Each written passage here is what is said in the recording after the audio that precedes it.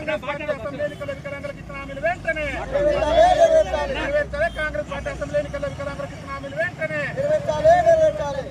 భారత వికలాంగుల హక్కుల పరిరక్షణ సమితి ఆధ్వర్యంలో రాష్ట్ర ముఖ్యమంత్రి రేవంత్ రెడ్డి గారి సొంత నియోజకవర్గం కొడంగల్లో ఉన్నటువంటి అంబేద్కర్ చౌరస్తా వద్ద మాకు కాంగ్రెస్ పార్టీ అసెంబ్లీ ఎన్నికల్లో వికలాంగుల సమాజానికి ఇచ్చినటువంటి హామీలు నెరవేర్చాలని చెప్పేసి ఇవాళ భారత వికలాంగుల హక్కుల పరిరక్షణ సమితి ఆధ్వర్యంలో ఇవాళ ఈ రాష్ట్రంలో చాలని పింఛన్లతోని బతుకు జీవుడా అంటూ కాలం వెళ్లదీస్తున్న మేము అరటి తొక్కలు తింటూ మా యొక్క నిరసనని అంబేద్కర్ చౌరస్తా వద్ద తెలియజేసి రాష్ట్ర ముఖ్యమంత్రి గారికి మా యొక్క నిరసనను తెలియజేస్తున్నాం.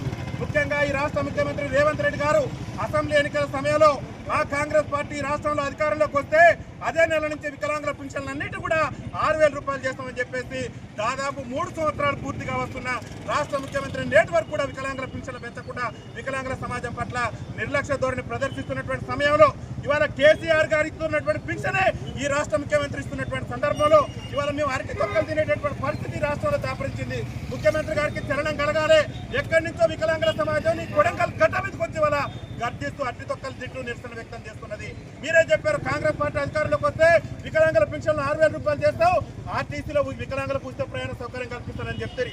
ఇలా మా మహిళా అమ్మలకు మా మహిళా అక్కలకు చెల్లెలకు ఇవాళ ఉచిత రవాణా సౌకర్యం కల్పించి మా వికలాంగుల సమాజానికి ఉచిత రవాణా సౌకర్యం కల్పించకుండా మా పట్ల మీరు ప్రదర్శిస్తున్న వివక్ష అనేది మంచిది కాదు. ముఖ్యమంత్రి గారు వెంటనే తన తీరు మార్చుకొని రేపు ఆగస్టు 15 అంటే ఈ దేశానికి స్వతంత్రం వచ్చినటువంటి రోజు కాబట్టి ఆ స్వతంత్ర దినోత్సవం రోజున మీరు ఎన్నికల్లో ఇచ్చినటువంటి హామీ మేరకు ఆర్టీసీల వికలాంగులకు 100% రాయితీతోని ఉచిత ప్రయాణ సౌకర్యం కల్పించే విధంగా రేపు అధికారిక ప్రకటన చేయాలని చెప్పేసి ఇవాళ మేము అరటి తొక్కలు తింటూ ఈ అంబేద్కర్ సాక్షిగా కొడంగల్ నియోజకవర్గంలోనూ మా యొక్క నిరసన వ్యక్తం చేస్తున్నాం. అదేవిధంగా రాష్ట్ర ముఖ్యమంత్రి గారే గొప్పలు చెప్పిండు మా కాంగ్రెస్ పార్టీ అధికారంలోకి వస్తే ఈ రాష్ట్రంలో వికలాంగులందరూ కూడా స్థానిక సంస్థల ఎన్నికల్లో రాజకీయ రిజర్వేషన్ కల్పిస్తామని చెప్పేసి ఎన్నికల మేనిఫెస్టోలో హామీ ఇచ్చారు. ఇవాళ దాదాపు మీరు అధికారంలోకి వచ్చి 3 సంవత్సరాలు పూర్తిగా వస్తుంది.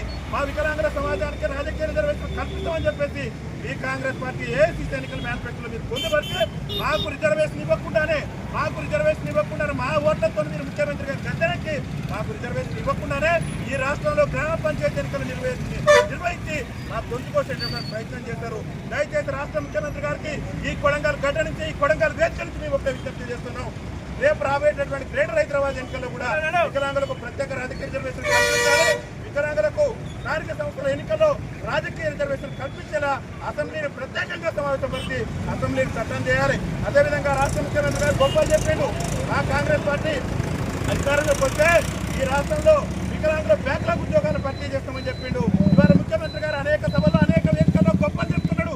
ఈ రాష్ట్రంలో మేము లక్షల ఉద్యోగాలు భర్తీ చేసినట్టు ఏమయ్యా రేవంత్ రెడ్డి గారు మా కోడి నీకు గర్పించట్లేదా, మా బాధ నీకు గర్పించట్లేదా? నీకు ఓట్ చేసి నేను ముఖ్యమంత్రిగా గద్దెలెక్కిస్తే ఇవాళ అన్ని తొక్కలు తినే భర్తీ తీసుకొచ్చినావు కదా ముఖ్యమంత్రి గారు.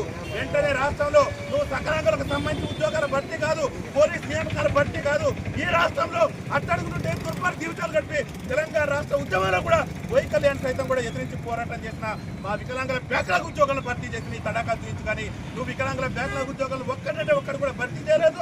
మా వికలాంగుల దినోత్సవాలను కూడా మీరు పాల్గొనకుండా మా సమాజాన్ని అవమానపరుస్తున్నారు. మీరు ఎన్నికల మేనిఫెస్టోలో చెప్పిన విధంగా ఇవాళ మా వికలాంగుల సంక్షేమ శాఖ ముఖ్యమంత్రి గారు 10 నిమిషాలు కూర్చుంటే వికలాంగుల సంక్షేమ శాఖ ప్రత్యేక శాఖ అయింది. ఈ రాష్ట్ర ముఖ్యమంత్రి రేవంత్ రెడ్డి గారే కాంగ్రెస్ పార్టీ అభయాస్త్ర ఎన్నికల మేనిఫెస్టోలో చెప్పారు మా కాంగ్రెస్ పార్టీ అధికారంలోకి వస్తే వికలాంగుల సంక్షేమ శాఖను మహిళా శిశు సంక్షేమ శాఖ నుంచి వేరు చేసి ప్రత్యేక శాఖ చేస్తానని అన్నారు. ఎక్కడ ఎడిపోయింది ప్రత్యేక శాఖ? 10 నిమిషాలలో ప్రత్యేక శాఖ ఏర్పాటు చేయొచ్చు మీరు తలుచుకుంటే.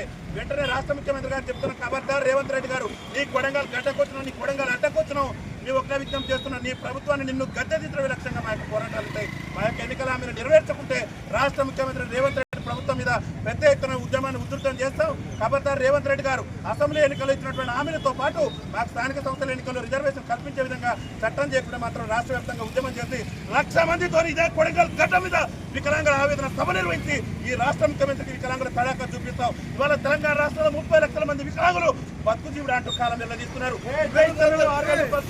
నువ్వే ఇస్తాను ఎన్నికల్లో రాజకీయ రిజర్వేషన్ అని చెప్పేసి నేటి వరకు కూడా మా హామీలు నెరవేర్చలేదు. మా హామీలు నెరవేర్చేంత వరకు కూడా మా యొక్క పోరాటం ఆగబోదని చెప్పేసి తెలియజేస్తూ వికలాంగుల ఐక్యత కాంగ్రెస్ పార్టీ అసెంబ్లీ ఎన్నికల హామీలను వెంటనే కల్పించాలి. స్థానిక సంస్థల ఎన్నికల వికలాంగులకు రాజకీయ రిజర్వేషన్